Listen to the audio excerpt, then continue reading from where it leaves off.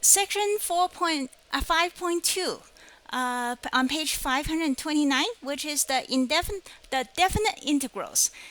We are going to do definite integrals today. So, but to start with, let's remember what was the indefinite integral, which we learned in the previous section. The indefinite integral is this, okay? It's on page 487, but you don't need to flip over there. I'll just help you remind you the definition. Yeah, wait for the camera to zoom in. As you can see, the indefinite integral is the antiderivative, which is the big F of x plus some constant, any constant. That's the indefinite integral. Okay.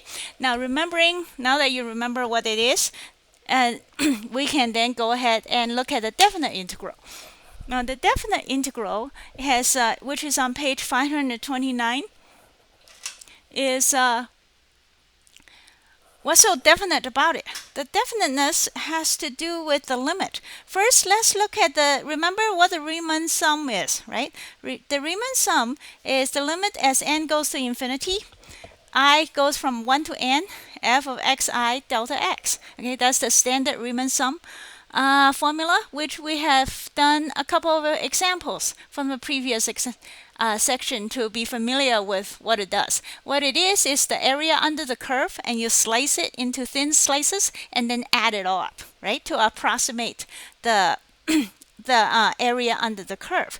Now, and then so we have now we are going to define. This is a definition. We're going to define the definite integral as the limit, as that Riemann sum that we were talking about just now. The definite integral is going to be the limit as n approach infinity. Well, for I goes with the summation of I go from I to equals 1 to n of f of x I delta x. Now that is what is that? That's the area under the curve. Okay. Now, if this limit exists, well, this limit has to exist first, right? If that would be the definite, that would be called the definite integral. And when the limit exists, the function is called integrable, whatever is integrable.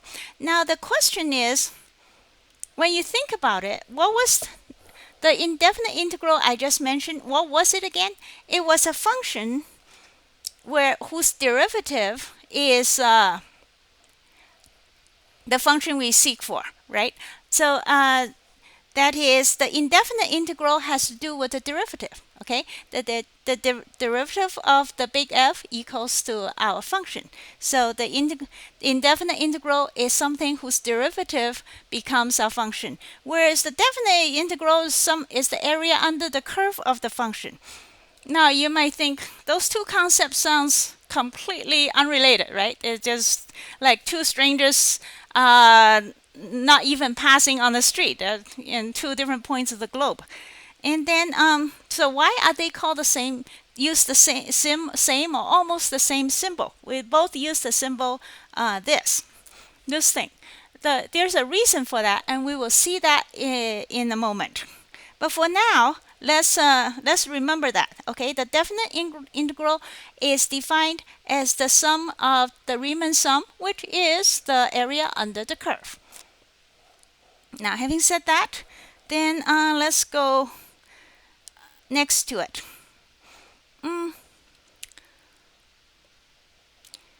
Theorem 5.1. If f is continuous, then f is integrable on the limit on the bounded interval, closed interval AB. That just means if you have a continuous curve, okay, then it is possible to go from some a to b of your function and calculate the area under it if the f is continuous. And that's a fairly intuitive fact. So we will not be proving it. Now first we'll do a couple examples of this of the definite integral using the definition, the Riemann sum definition, to see how to calculate this thing.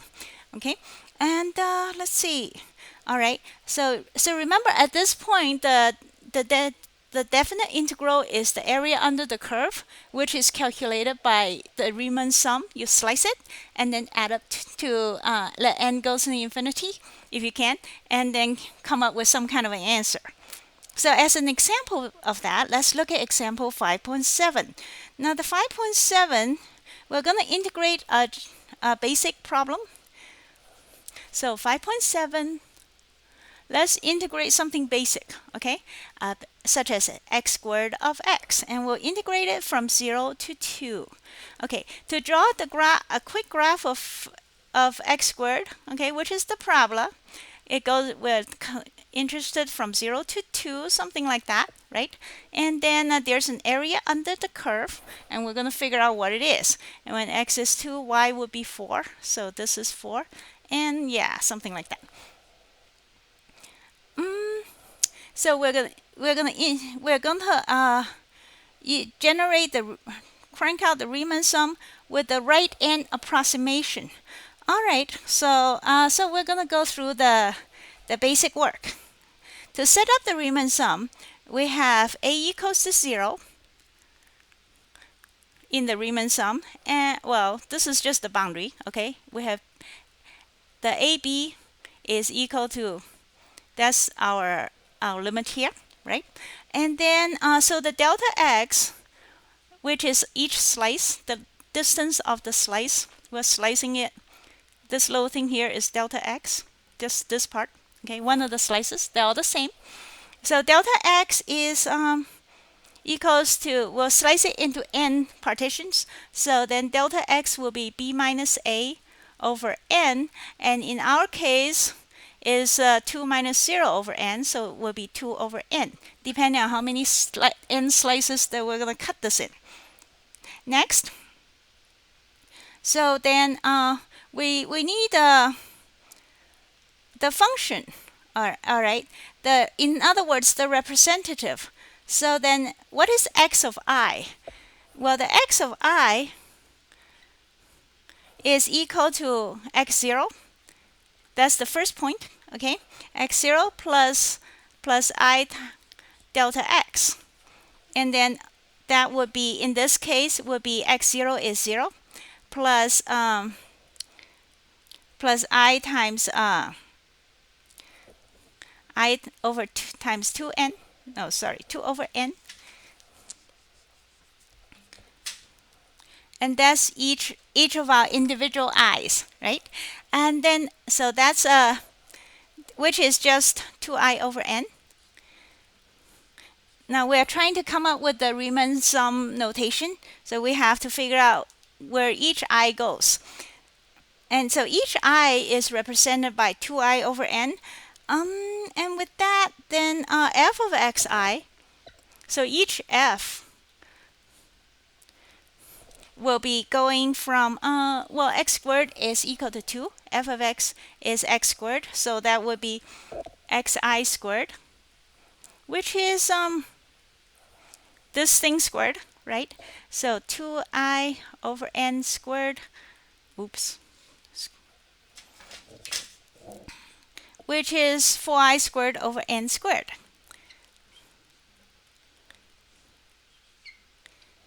All right, so we got all our parts together, so now we can do the Riemann sum. I'll write it like this. So what is the sum? The sum equals to, oops, why did I say that? Is the summation sign.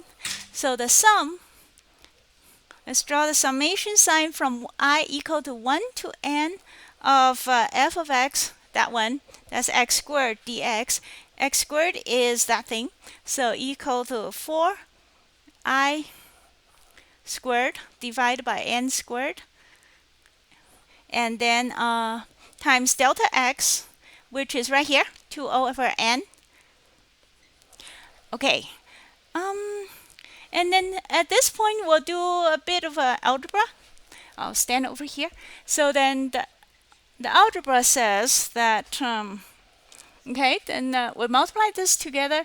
That would be summation of 8i squared over n to the power 3, okay? And then we'll now in this summation, I goes from 1 to n. N is a fixed number, okay? For each, that is, for each summation, n is some kind of number. I is the one that goes, tells you how many terms each term. So as a result, we can factor the n out, and the constant out. So that equals to 8 over n cubed, summation of 8i squared. I goes from 1 to n, okay? So at this point, then, sorry, there is no 8 here. We are done with 8. All right, so and then now what? Now we're gonna pull off a neat trick. Then where did the neat trick comes from one of the formulas we had previously on the previous page when we were doing this type of thing, which is the summation of I squared, well, for I goes to n, equals to a very neat formula. It just happens that way. Cubed, and remember, and this formula was in the previous section, I think. And yeah, and anyway, so let's copy down the formula if we go to the previous page or something. But in this case, we're just going to write this down. So the formula says this summation here, I squared from 1 to n, equals to this neat little thing. Okay, n plus 1 to n plus 1 divided by 6. Now this formula was proved by mathematical induction back when you were studying it in maybe pre-calculus or something. But we are not going to prove it here, but rather just accept it. Okay, the summation of a bunch of numbers from 1 to n, I squared equals to that thing. Okay, in other words, you notice I has disappeared. All right, so that's our Riemann sum. Now next, and that equals to, by the time you multiply it out, which we are not going to do that here. I mean, I'm not going to do that here. But by the time we multiply that stuff out, we end up something like 8 over 3 plus other stuff. Now, you notice there's the number that's you have dividing by n to the power 3 here, and there's 1, 2, 3 n's. The highest power has 1, 2, 3 n's with a 2 on top.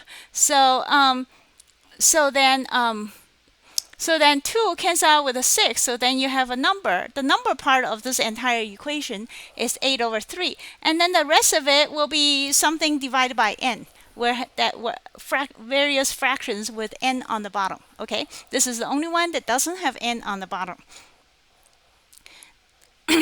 And now we are going to go by the definition.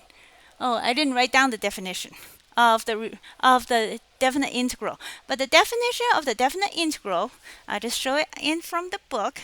Actually, I'll just write it down right here. Okay, by definition, the definite integral is equal to the Riemann sum of the function.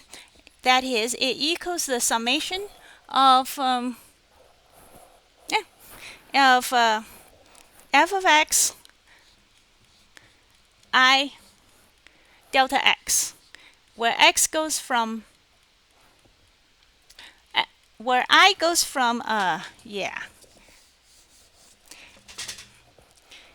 it goes to the equals the limit summation I goes from 1 to n, and n is going to infinity.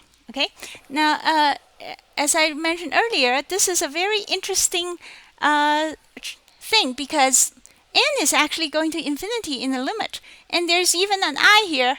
So how are you going to do this? Well, luckily the I ended up disappearing from this formula. So then we can calculate the limit of this stuff. So that equals the limit of these things, right? So then we'll calculate that equals the limit as n equals to infinity of 8 over 3 plus other stuff that has 1 over n on the bottom. Okay, now the details you can see in your book. Okay, there are various items that has 1 over n, but anytime you have 1 over n, when n is on the bottom and number on top, the limit goes to 0. That's why I don't write it out, because there's no need. So the answer is simply 8 over 3. And that is our answer for the area under the curve. Okay, well, here's what we're looking for, right?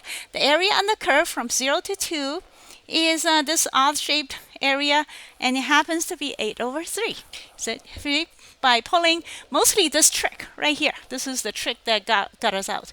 Without this trick, yeah, that would be very difficult, if not impossible, to pull it out. But luckily, we have a trick that works, so that saved our skin, so to speak. And then we're able to come up with a clean, neat little answer. I love clean, neat little answers. So that's the first example of as you can see, going from the definition, we first define the Riemann sum, and then we work on it, and then and something actually shakes out. Pretty neat. So that is an example of how you might do the limit of the Riemann sum. The way you do it is somehow you come up with some formula to get rid of the I. That would be one way. And all right. So having said that, let's look at example 5.8. Okay. Example 5.8 is I'm not going to write it out. I will have you do it as a homework. Now let's look at the example 5.8. I will write it down. Now, example 5.8, you have to take the integral of square root of something, that looks very tough. See, you have to take square root, squared, minus, whatever. And you think, how am I supposed to do that? I don't have a clue how to do it. And you don't. However, this is a special case which is actually very easy to do. Now, let's turn the page and see what the graph says. Well, you're in the graph of f of x equal to, why am I not zooming in? The graph of that function is actually half of a perfect circle. So what you're integrating from 3 to 6 happens to be a quarter of a circle. So now you know what to do, right? You just calculate that. You're not doing integration directly. You're just calculating the area under the curve if the area happens to be one of the old tricks that you know how to calculate. So please do example 5.8, and then we'll go to the next story. Now the next section, I'm now at, well, I should clean the board first. Now let's look at page 533, where we have area above the curve. Like, what happens when your curve dips under? Then it's no longer area under the curve, but it's area above the curve. Now, when that happens, then your delta x is multiplied by f, as always, but the f of x is a negative number. As a result, your area will come out negative, and that is okay. All right, we will simply accept the negative area. It's just the area under the curve. And also, what happens then is if you integrate something like this, that where area partly is above and partly is below, then the net area is whatever's positive will be subtracted by the other part that's under the curve, and you will get some kind of, like in this case, A1 will be subtracted by A2, and that will be a final answer. So remember that anything under the x-axis is going to come out negative because f of x is negative, right? And the definition is f of x times the delta x. So it will naturally be negative, which is okay. And then so the next example 5.9, we're integrating 2x, and I will let you do that as homework. Now, as an example, let's look at example 5.10 on page 536, which demonstrates the concept I just mentioned, that if you have a function, you're integrating it, right? And it has an area on top and area on the bottom. Then the net area, so to speak, is just the positive part subtracted by the other part. And then because, well, the other part is negative, so you basically add the negative and same as subtract, and you come up with a net area. So please do that example as your homework. It's very straightforward for calculating the area of a triangle. Okay, so next let's look at the page, the following page where it says rule 537, where it says we are going to go over the rules of the definite integral.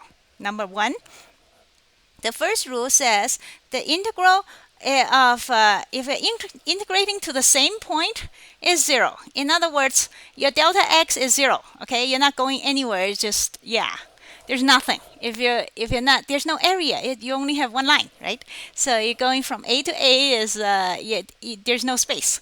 So the area is 0. Well, that's goes without saying. And so integral number 2, if you integrate backwards, okay, if for example normally we do from A to B or something, but what can you integrate backwards? To integrate backwards, what you do is slap a negative sign in front. That's the same as and flip the numbers around is what that means. This is a rule. Okay, so if you integrate from, what is that, well, A to B or B to A, then that's the negative of integrating from A to B. Next, now if the limits are reversed, well, yeah, then just place a place a negative sign. And then the next thing is we are going to the integral of a sum. When you add two functions and integrate, you can just split it up. And then and the same as the difference. If you are subtracting two functions, you can split it up, integrate each one. So addition and subtraction, you can split it up. Okay, and the same as a constant. Any constant can be pulled out of the integral. That's fine because it's just a constant.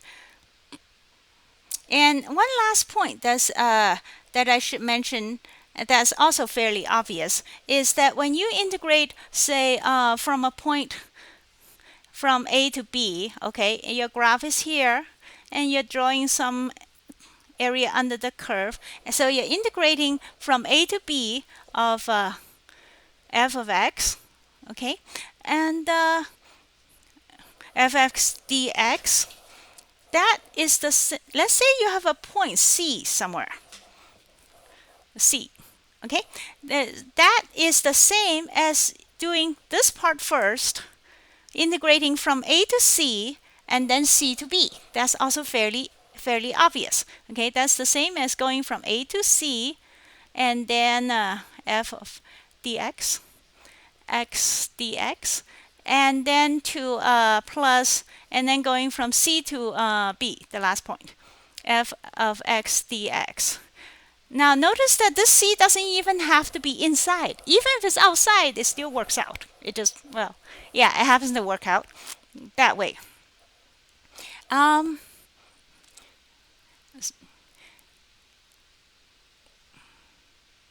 Anyway, so that's that. We have, yeah, notice at the bottom of rule 6, it says, although this formula normally applies to C when C is between A and B, the formula holds for all values A, B, and C. So it doesn't matter where they are, really.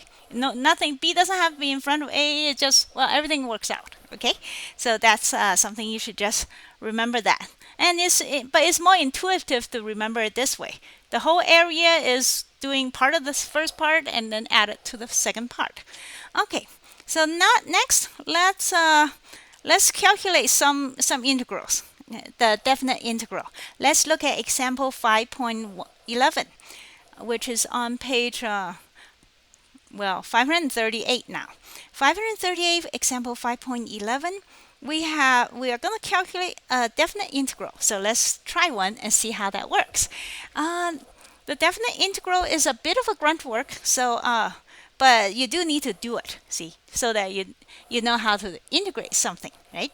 So let's look at this problem, which goes -2 to 1, and then minus 3x cubed plus 2x plus 2 dx. Okay, now this one, we are going to use the rules that we have just learned, all the rules on top of the page, in order to do this. My camera is not zooming in. Why? Come on, zoom in. Okay, there it is.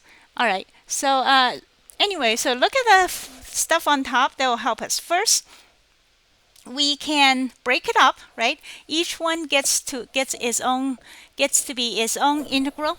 That way it makes it easier. So first we got minus 3x cubed dx, and then plus 2x dx, and then plus 2 dx, and everything goes from minus 2 to 1. To 1 minus 2 to 1 minus 2 to 1. Okay? All right. So and then what? And then we are going to what is this supposed to do? As the sum of, we don't even have to calculate it. We just have to break it up. Which is fine. So what do they want? And then next step, we're going to take the constants out. So this becomes minus 3 times that. This becomes 2 times that. And that becomes 2 times that. And then the next step should be that we're going to calculate it. But I guess we're not going to calculate it yet because we haven't learned enough skills to do the calculations. But so we stop right here. Okay, after you take the constants out, that would be the answer. And the next problem is so then please do example 5.12 is very straightforward to use of application of the rules that we just did. So let me write it down. Next, let's look at page 540, the comparison theorem. The comparison theorems are fairly obvious, but it should be stated anyway, just so that we're clear what we're talking about. Let's say f of x is bigger than 0 the whole time. Okay, it's just it's positive for the interval a to b. Then the area under the curve is also positive. And that's fairly obvious. Okay, the whole thing is on top of the x-axis, therefore the area under the curve is obviously also positive. Now the next standard statement says if f of x is bigger than some other g of x, so f of x is bigger than or equal to some g of x for the entire time. So the function is for the entire x goes from a to b.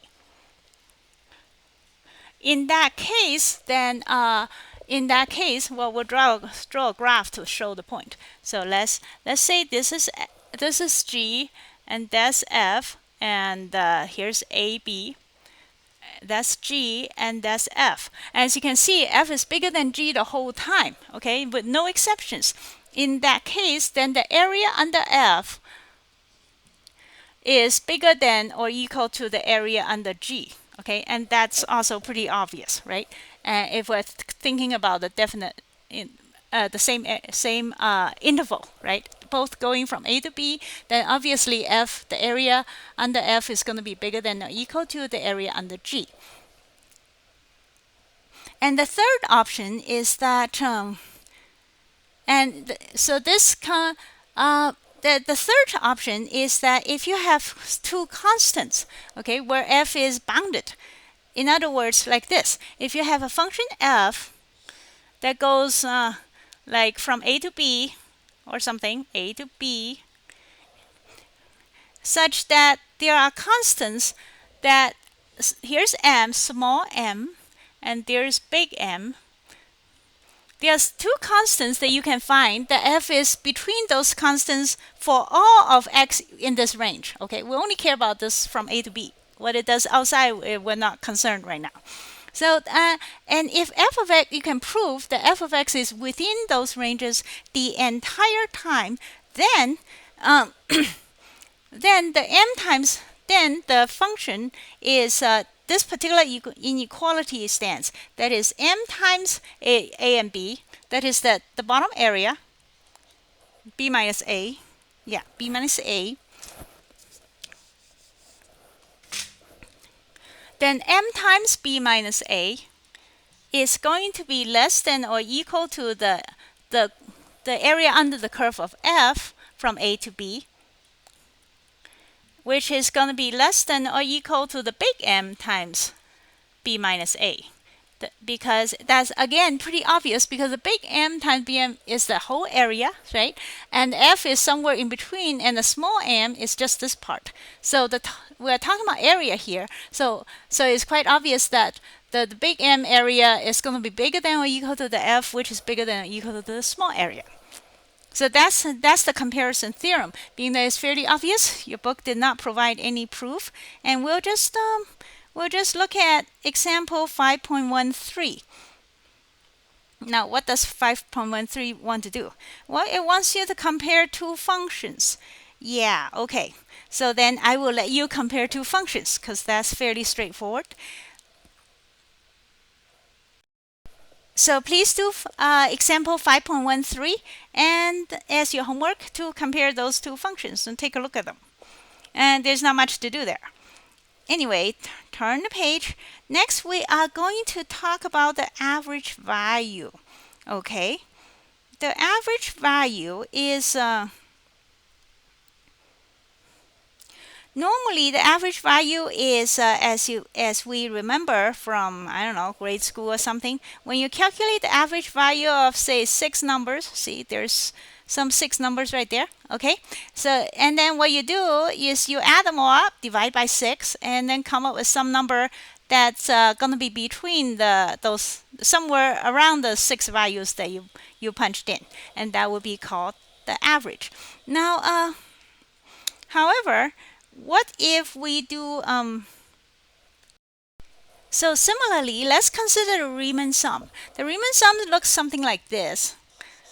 I goes from 1 to n and a bunch of fxi's, right? And then and it does more than that. But in the meantime, let's consider you have a sum of this stuff, okay? And to calculate the average of n of these things, then you simply divide it by n, like this. That would be the average. However, you notice that what is n? N is the same as b minus a over delta x. Okay, that's being that delta x, yeah, I'll write it down here. N equals to b minus a divided by delta x. That equals to n. And then I'll write the sum here. Where's the sum? Okay, I goes from 1 to n, f of xi. And then when you continue to look at this, that equals to 1 over b minus a, summation of I goes from 1 to n, f of xi, delta x. Now that is the Riemann sum, okay? And as our definition of the definite integral, as n goes to infinity, if n goes to infinity, then the average becomes 1 over b minus a, the integral of f dx, going from a to b. And that is so this is how we get the definition of an average of a function coming from. So please look at page 542, where the definition is defined of any function from a to b. Okay, is defined as the integral, the definite integral, and then divided by b minus a. That will give you the average. Okay, so having said that, please do this thing for example 5.14. And that is, again, straightforward because you're doing what is this, a trapezoid? Yeah, calculate the area of the trapezoid and then divide by b minus a to find the average. So please do example 5.14 as your homework, part of your homework. And with that, we have come to the end of the section. So for homework then, you please do page 544, problems 61, 63, 5, 7, 9, 73, 79, 81, 91, 94, 95, 101, 105, 109, 111, 115, 24, 25, 27, 31, and 41. And then and when you get back, then I will review some of the problems. All right, now that you're done with the homework, I want to talk about some of them. The first one I want to talk about is problem number 67, which is a group of homework from 64 to 69. They want you to do the same thing. And what they want you to do is called, they give you the Riemann sum, right? From whether it's the left side or the right side. And they want you to figure out what the definite integral is. Now that is that's an interesting question. So I'm okay with it, even though the answer is not definite. That is, for example, the Riemann sum doesn't really pay attention to where you are. I mean, you can't find it. I mean, for sure. For example, let's consider if you have a function where you calculate x squared, okay, from say 0 to 1 or something, okay, and then you will come up with a Riemann sum to do this. However, what if you were to kick this thing over? That is the problem moved over here, and you calculate from 1 to 2. That will give you exactly the same Riemann sum. You know, because Riemann sum is based on b minus a, not what a and b's are. Riemann sum doesn't have a and b in it. It only has delta x, and delta x is based on this. So both of these things will come up. So your same Riemann sum can represent these two conditions plus a whole ton more, right? You can move this way or that way. Even then, however, I still think it's interesting to be given a Riemann sum and then find the most obvious the most obvious definite integral to as an exercise. So let's do example 63. First, let me find it in my notes. So problem 67 on page 544. Number 67, page 544. We will first write down the problem. Rn equals to 3 over n, summation of I equals to 1 to the power n, 3 plus 3i over n. 3 plus 3i over n. All right. Now to do that, so then we will identify this thing, try to make this look like the Riemann sum, which is f of xi, okay? And then delta x, right, as I equals to 1 to n, and n goes to infinity. So we try to match something with this. So then we have xi. So f of xi equals to, we'll let xi equals to x0 plus I times 3 over n. So which means that x0 would be 3. And that equals to a. All right, that's the a part. And then, so then and then xn equals to 3 plus 3 is 6. And then, so then what is f of xi? So then f of xi equals to just xi itself. Okay, here's xi, and you plug in there, and it comes out. So then in other words, f of x equal to x.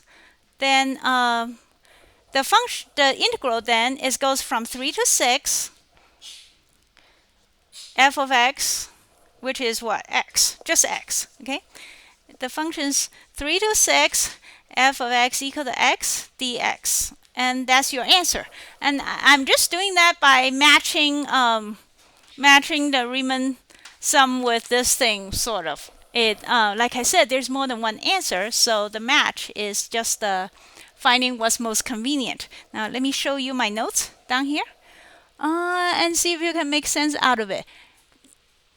So that's just All right, so that's all I want to talk about that. And the next problem I want to talk about is now the next problem, problem number 69, is similar. You have a long and complicated equation, Riemann sum, right? But the principle is the same. First, you establish delta x is 1 over n, which is b minus a. And then you choose x0 as 1 because there's a 1 in the formula. And then xi will be 1 plus I over n, where a is 1 and b is 2, to make delta x equal to 1 over n. And then you plug xi into the original formula, and out pops your definite integral. And that's about it. So, okay. All right, so let's move on. Now, problem 94, it requires a trick. It looks like a very tough integration. Okay, you got sine on top and other stuff on the bottom. But if you were to plot this thing, it looks something like this. Okay, it goes, I don't remember the details, but you're integrating it symmetrically from minus pi to pi, such that the two areas, one positive and one negative, are exactly the same size and shape. As a result, then your integral is automatically 0, and that's the answer. And problem 95 is the same thing. It is a graph that looks like this, okay, where one side is identical to the other, but one's on the bottom and one's on top, so one's negative and add up to be 0. So that's 95. Next, let's look at problem 124. Okay, that looks like a puzzling problem until you realize that there's a neat trick to it. So problem 124, that's on page whatever. We have something like this, okay, from 0 to pi of sine squared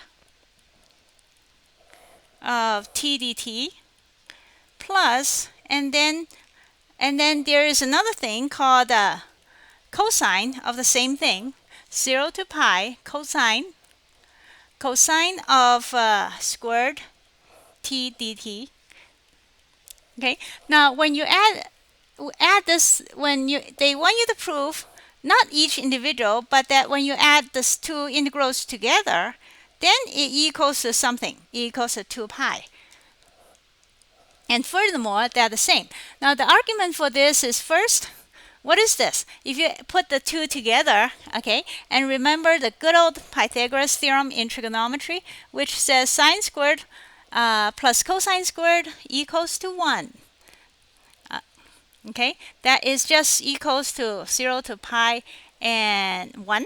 Okay, and the 0 to pi integral 1 is pi times 1, because your function is just a level constant. So then it goes from 0 to pi. Then it's a rectangle, length times width. So the area is just pi. So that equals to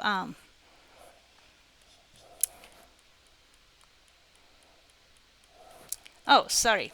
It actually goes to 2 pi. It says 2 pi here. I didn't notice that. Okay, let's add the 2. So if it's 2 pi, then the area is 2 pi. Okay, whatever. So the area is 2 pi. And then the next thing is, it says A equal to B. How do we know that? Well, the sine and cosine are the same graph. They just got pushed over. When you have sine squared plus cosine squared, that means from 0 to pi, that would mean that the sine squared, if we consider each one, the sine squared is something like this, okay? This is sine squared t.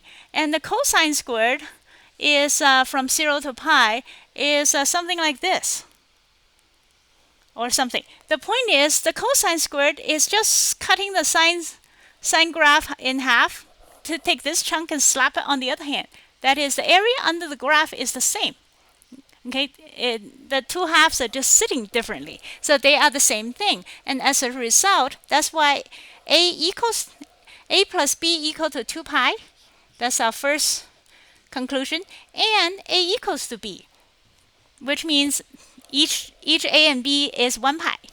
that that would be the solution. So this is a trick you pull, that you figure out the area under the curve without doing any actual integration or Riemann sums or any of that stuff. Okay, the answer just comes out very neatly, and I really like problems where the answer is neat.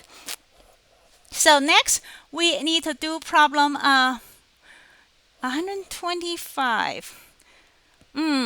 Okay, the 125 is a similar situation as this. So please, where you use a different trigonometric equation that's very close to this one. Okay. Well, to be precise, what you're using is you're dividing everything by cosine. So sine squared divided by cosine squared is sine squared plus cosine squared equal to 1. If you divide everything by cosine squared, then it gets you this what is that? That is tangent. Okay, that becomes tangent squared, and plus 1 equals the secant. 1 over cosine is secant.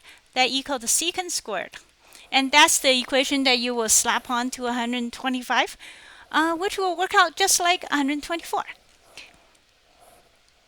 And that, of course, is also a standard trigonometric identity, or whatever that's called. All right, so that's what you will use to do 125. Next, I want to do problem 127. The average values of cosine squared t is equal to 1/2. Okay. Now, problem 127 depends on problem 124, where we already showed that a, which is that thing, is equal, a plus b is 2 pi, and a equal to b. So each one of these things is worth pi. Now, and then what does 127 want? They want you to calculate that the average is equal to 1/2. Yeah, well, the average is defined as the integral divided by b minus a. Okay, and what integral are we calculating? It goes from 0 to 2 pi is equal to 1/2. So if the value is pi and the distance is 0 to 2 pi, by definition, then the average is pi divided by 2 pi, which is 1/2. And then, and that would be that. And then it says if you go half the way, the average is the same. Well, yeah, because they're the same each side, right? So the average is, well, anyway, you can figure that out. I'm not gonna. That is just a matter of minor detail. So let's look at one more problem. That 131. 131. Okay. Next, let's look at problem 131, the last one I want to talk about, which says you have two continuous functions, okay? And they have this interesting characteristic such that if you take the integral of one function on any small segment inside the defined interval of AB, okay, just you take integral of a small section, then the integral of f in that small section is always going to be less than integral of g on the same little section from c to d for every section you can find within the range. Now, if that is true, then the function f must be also less than g itself for the entire range from a to b. Now, how would you prove that? The way you prove is for this kind of thing is you usually prove by contradiction. So what we do is I will just show it to you here because it's very short and sweet. Now look at 131, okay, where it says let h of x, first I let h of x equal to f minus g. So then what I'm trying to prove is that h of x is less than or equal to 0 for all x. So what you do is you suppose that's not true. If it's not true, then h of x must be bigger than 0 for some little interval, cd. Okay? And because the reason for that is because h is continuous. Okay? If it's bigger than 0, then it has a neighborhood that's also bigger than 0. So h is bigger than 0 for the entire tiny interval from c to d. That, in other words, well, that would mean the integral of h of x from c to d is bigger than 0. right? Because h is big, the area under the curve, it must be bigger than 0. But if you plug it back in, f and g back in h in the integration, that would mean the integral of f minus g from c to d is bigger than 0. But that means the integral of f is bigger than integral of g, which is a contradiction because we already said that the integral of f is going to be smaller than the integral of g on any small c to d section. And the contradiction then proves what we were trying to prove before, that f is going to be less than g for the entire interval from a to b.